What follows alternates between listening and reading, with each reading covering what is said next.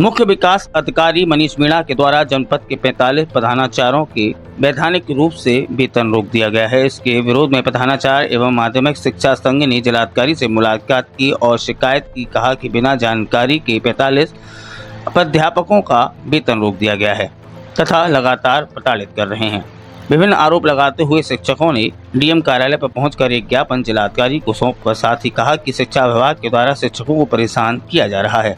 अध्यापकों का कहना है कि अगर आदेश वापस नहीं लिया गया तो आगामी बोर्ड परीक्षाओं का बहिष्कार करेंगे। क्या नाम है आपका? मैं डॉक्टर मनवीर, जिला अध्यक्ष उत्तर प्रदेश प्रधानाचार्य परिषद मथुरा। हमारा प्रधानाचार्यों का जो आज विरोध प्रदर्शन है यहाँ डीएम कार्यालय पर, उसकी वजह यह है कि माननीय मुख्य विकास अधिकारी द्वारा 45 प्रधानाचार्यों का अवैधानिक तरीके से वेतन रोका गया है। मैं अवैधानिक इसलिए कह रहा हूँ कि सीडीओ साहब को इस वेतन को रोकने का अधिकार नहीं है, क्योंकि हमारा जो एजुकेशन है वो जिला विद्यालय निरीक्षक के अंडर में आता है, सीडीओ साहब के अंडर में नहीं आता। दूसरी गलती सीडीओ साहब की ये है कि कभी भी किसी का वेतन रोकने के लिए पहले स्पष्टीकरण मांगा जाता है, कोई स्पष्टीकरण नहीं मांगा गया। साथ ही विभागीय अधिकारी डीआई से भी कोई संपर्क नहीं किया गया। दुर्भाग्यपूर्ण ये है कि अभी हाईटेक टेक्नोलॉजी आ रही है और हर विद्यालय में वो लागू हो रही है। तमाम सारे डायमेंशन पे प्रिंसिपल काम कर रहे हैं। डीबीटी को ही ले लीजिए, जिसकी वजह से वेतन रोका गया है। कोई ट्रेनिंग किसी भी प्रकार की किसी विद्यालय को प्रोवाइड नहीं की गई। किस तरीके से होगा, प्रेरणा पोर्टल पे कैसे जाएगा, वो तो लोग अपने आप इधर उधर जा करके उसको सीख करके जैसे तैसे ये काम कर रहे हैं। और कक्षा 6, 7, 8 का ये होता है। कक्षा 6, 7, 8 के लिए पिछले 15 साल से एक कॉइन सरकार ने नहीं दिया है। उनके लिए बिजली भी चाहिए, उनके लिए फर्नीचर चाहिए, पानी चाहिए और डीबीटी के रजिस्ट्रेशन के लिए कम से कम 50 से 100 रुपए का खर्चा आता है। इसका हमारे पास कोई मद नहीं है। अब इसके लिए कहां से हम खर्चा, किस मद से हम खर्च करें, ये बड़ा प्रश्न चिन्ह है। इतने सारे काम प्रतिदिन प्रधानाचार्य को 10 से लेकर के 20 तक सूचनाएं देनी पड़ती हैं। उस सूचना में लगा रहता है, परीक्षाएं कराने में लगा रहता है, पुस्तक वितरण में लगा रहता है, कन्या समंगय योजना है, अलंकार योजना है, डीबीटी, प्रेरणा पोर्टल, दीक्षा पोर्टल, इन सब कामों में लगा रहता है। इससे खासा जो है विद्यार्थियों का नुकसान होता है, पठन पाठन नहीं हो पाता। और बताऊं, जैसे 15 अगस्त है, अब फरमान आएगा 13, 14, 15 को पूरे दिन मनाइए आप उसको, तो क्या एक दिन का फेस्टिवल नहीं मना सकते? अब जितने फेस्टिवल आ रहे हैं 5 दिन का मनाओ, 7 दिन का मनाओ, 3 दिन का मनाओ, ठीक है ना। टीचर्स को ड्यूटी में भेज देंगे।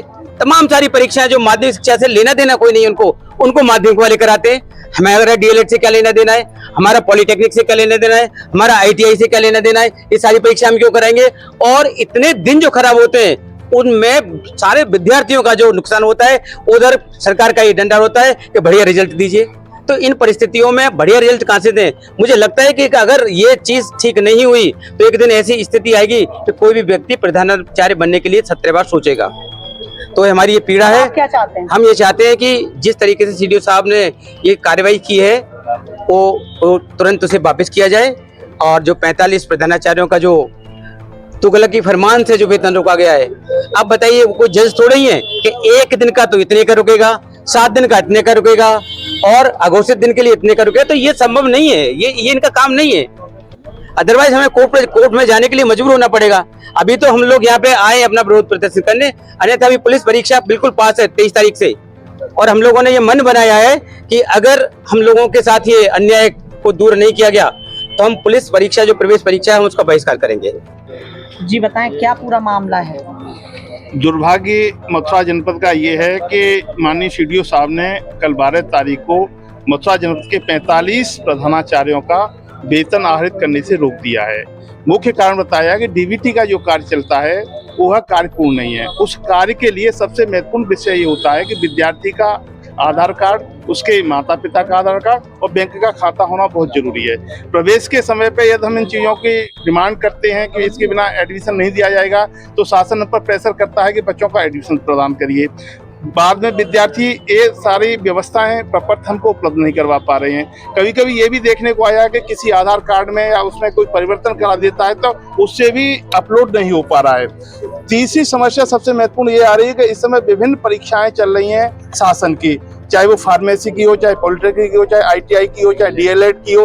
विभिन्न परीक्षाओं में जो हमारे टीचर्स हैं उनकी ड्यूटी लगी हुई है और प्रशिक्षण भी डाइट में इस समय लगातार टीचरों के चल रहे हैं अच्छी गुणवत्ता के लिए। सरकार जहाँ एक तरफ गुणवत्तापूर्ण शिक्षा के लिए हम लोगों के लिए मार्गदर्शित कर रही है, वहीं पर मथुरा के माननीय CDO साहब ने इतना तुगलकी फरमान किया है कि 16 प्रिंसिपलों का 1 दिन का, 17 प्रिंसिपलों का 7 दिन का और 12 प्रिंसिपलों का अघोषित दिनों का वेतन काटने के या आहरित करने के आदेश दे दिए हैं। आज हम माननीय DM साहब से मिलने के लिए इसीलिए यहाँ पर आए हैं कि वह तुगलकी फरमान या जो दुर्भाग्यपूर्ण आदेश है उसको वापस करें और वो जनता के बीच में SDM के माध्यम से, अपने लेखपालों के माध्यम से अभिभावकों तक ये खबर जरूर पहुंचाएं कि वो संबंधित प्रपत्र विद्यालयों में जमा कराएं और एक समय हमको प्रदान किया जाए, उस समय के अंतर्गत उस कार्य को कराया जाए। सबसे बड़ी समस्या मैडम एक और यहाँ पर है कि जितना कार्य कंप्यूटर का हो रहा है उसके लिए शासन के द्वारा विद्यालयों को किसी भी तरह का कंप्यूटर ऑपरेटर प्रदान नहीं किया है,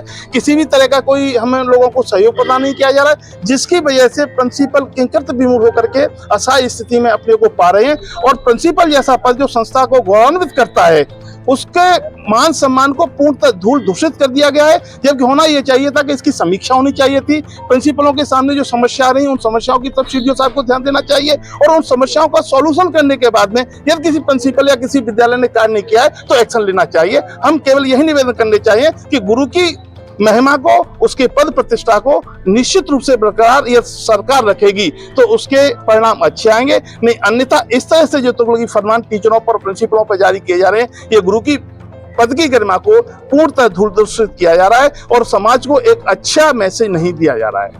क्या नाम है आपका और क्या पूरा मामला है जिसकी वजह से आज आप यहाँ जिला अधिकारी कार्यालय पे हैं? मेरा नाम संजय पचौरी है, मैं माध्यमिक शिक्षक संघ का जिला अध्यक्ष हूँ और साथ में प्रधानाचार्य परिषद पूरी आई है। मेन समस्या क्या है कि मतलब यूडाइस के कारण और DVT के कारण जनपद के लगभग 45 प्रधानाचार्यों का वेतन CDO साहब ने एक ही आदेश निकाल करके रोक दिया, बिना किसी नोटिस दिए, बिना कोई समीक्षा किए, जबकि इसकी समीक्षा DIOS महोदय करते हैं नियमानुसार, एजुकेशन एक्ट के अनुसार, और वो CDO को रिपोर्ट करते तो भेजते। उन्होंने एक ही आदेश में फरमान जारी कर दिया और 45 टीचरों, 45 प्रधानाचार्यों का वेतन रोकने का आदेश निर्गत कर दिया। जबकि बड़ी समस्या है कि ग्रामीण क्षेत्रों में, मथुरा में या कहीं भी सरकार एक तरफ तो कहती है कि एडमिशन लो बच्चों का, कोई अगर हम लौटाएं बच्चों को तो बड़ी प्रॉब्लम होगी, और वो इतनी आसानी से किसी का आधार कार्ड लेट बनता है, किसी को कोई बनाने के प्रोसेस में, किसी का खाता बाद में खुलता है, ब्लड ग्रुप वगैरह निरी समस्याएं, तो वो एकदम इतनी जल्दी पूर्ति नहीं हो पाती। उन्होंने ऐसा तुगलकी फरमान जारी कर दिया कि नहीं, सभी के ये यूडाइस और DVT कंप्लीट होने चाहिए, नहीं तो वेतन रोके। अब प्रधानाचार्य भी मजबूर है, वो कहाँ से एकदम क्या गार्जियन से इतना प्रेशर डालेंगे, उनको सारे उपलब्ध डाटा करा दें, कहाँ से करा दें? अगर एडमिशन रोकेंगे उनके, एडमिशन जब तक नहीं होगा तो फिर प्रशासन फिर कार्रवाई करेगा कि तुम एडमिशन क्यों नहीं ले रहे हो, गार्जियन शिकायत करेगा। ऐसा आदेश आया है कि यूडाइस और